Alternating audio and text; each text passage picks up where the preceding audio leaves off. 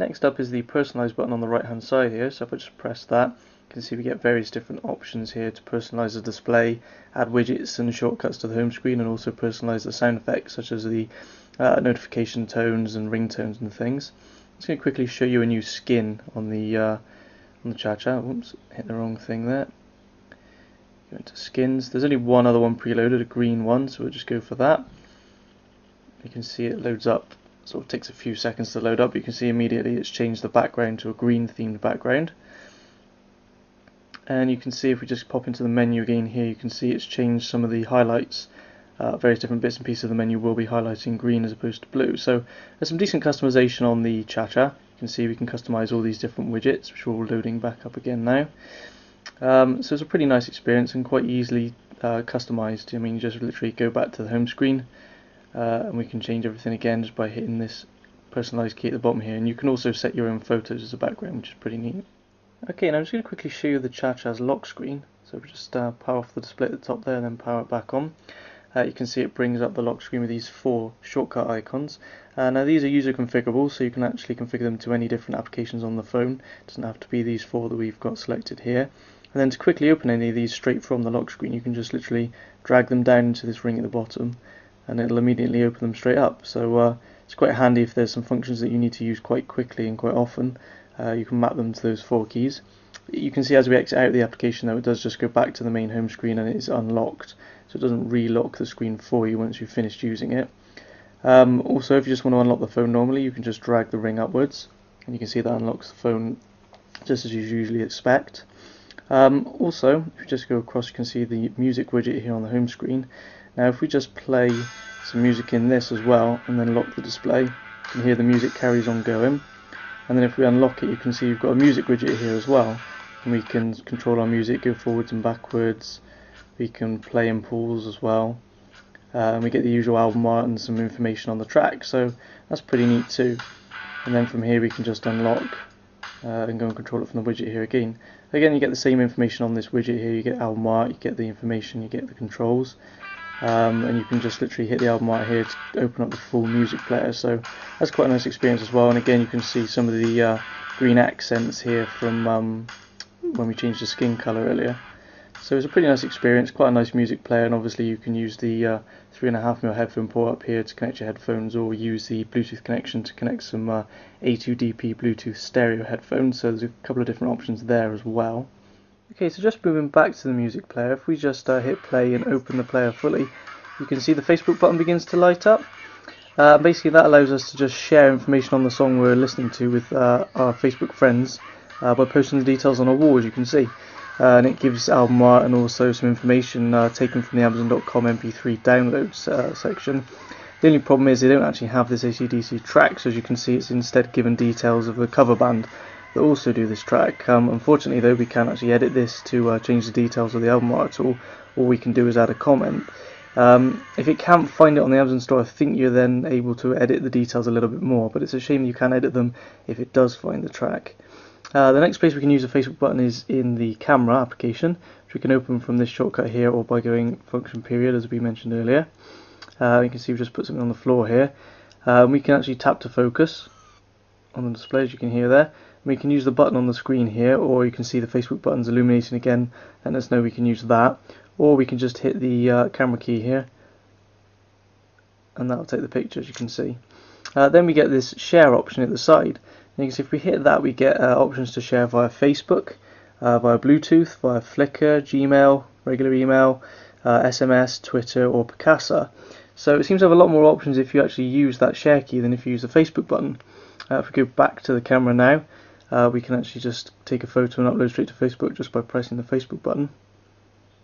You can see there, and it will straight away bring up a dialog box that will actually upload to Facebook. You can see upload to our wall, upload to various folders in our Facebook profile, and you can actually choose which folder it goes to, choose who sees it, and also add a tag and a description.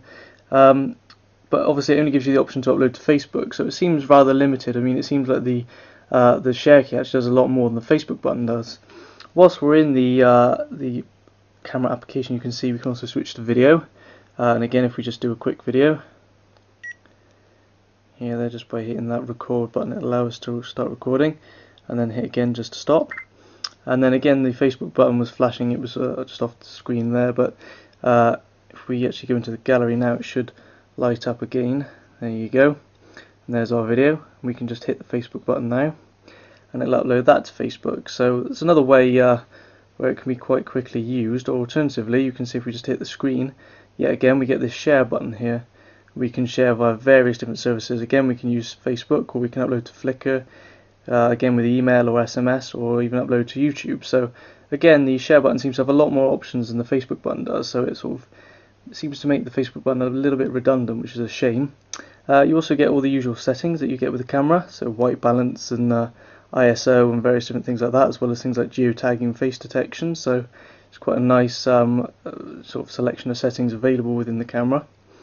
Next, we're going to move on to the internet browser though. Right, so if we just open up the web browser from this shortcut here, we can just straight away tap in. You can see the Facebook button lighting up already, even just at the Google homepage. But if we just tap in the Mobile Burn website address here, let's try and do that around the camera. Not the easiest thing to do, although the keyboard is very good for quickly tapping in addresses. We're on a Wi-Fi connection at the moment. You can see it's loaded up the mobile site very quickly. If we just go to the full site, one of the downsides, it seems to always load up a very zoomed in page, so you just get sort of this small section. I'm not sure why it doesn't load the usual zoomed out page that you get with most smartphones, but you can quite easily zoom out just by pinching to zoom. And you can see it's loaded up most of the page already quite quickly. It's just some flash content around the sides here, and at the top that it's just taking a little bit longer. There you go, that's just popped up now. So it's got full flash capabilities. You can see it's just this one video that seems to not work on some of the HTC devices that's popped up there, but otherwise load up most of flash content. Everything seems to be formatted correctly and as it should be. As I say, you can pinch to zoom. You can also double tap to zoom, and it'll try and reflow the text to the best of its abilities. You can see it doesn't quite always get it completely right, but it seems to do a relatively decent job. The only thing is, you can only view obviously the web page in this orientation. You can't view it at all in portrait mode like you can with other handsets, but really you wouldn't need to. I mean, probably landscape is the best sort of way to view it on this sort of screen, because even in the fully zoomed out view you can't actually read the text on a landscape screen like this. It's still very, very difficult. The screen isn't really a high enough resolution, so it's better to have it sort of in landscape mode, zoom in a bit, and then you can read the page a little bit easier. The Android web browser supports different things such as multiple windows being open, so you can actually just go ahead and open another window and have up to 4 different windows open at once. So you can see if we just open another page and then go back into there, you can see we've got 2 windows now open, and we can switch between with this nice little thumbnail view, which is quite handy. As I say, a maximum of 4 windows. Generally the web browser works well. As we move between different pages, you can see the Facebook button again illuminating, and if we hit that key now, you can see it'll post basically details of the web page on our wall. So again, it's given it a little icon, and we can, I think, flick across and choose various different images from the Mobile Burn page that we're linking to, and it'll stick those images in next to the information here in the web link. And then we can add our own comments as well, which is quite nice. So that function I find is a bit better than some of the other functions that the Facebook button offers, and obviously there's no real share button otherwise, so at least there you've not got sort of a duplicated function in having the Facebook button there. The last place that you can use the Facebook button is just on the home screen from here. So if I hit it now, for example, you can see we just get to post to our wall, and we can just do a quick sort of status update. So we'll just hit that, and you can see we can post to other people's walls as well. And then we can do things like open the camera or select photos that we've already taken, and also attach those to the post that we make on the wall. So quite a nice little suite of functions, but not as much as we would have expected or would have hoped from this Facebook specific device. Overall though, it's a really nice handset. I really do enjoy the keyboard. It's quite nice to have this sort of BlackBerry form factor with an Android handset with a full touchscreen as well. So I quite liked having that. The camera is quite poor though on the back, which is a shame.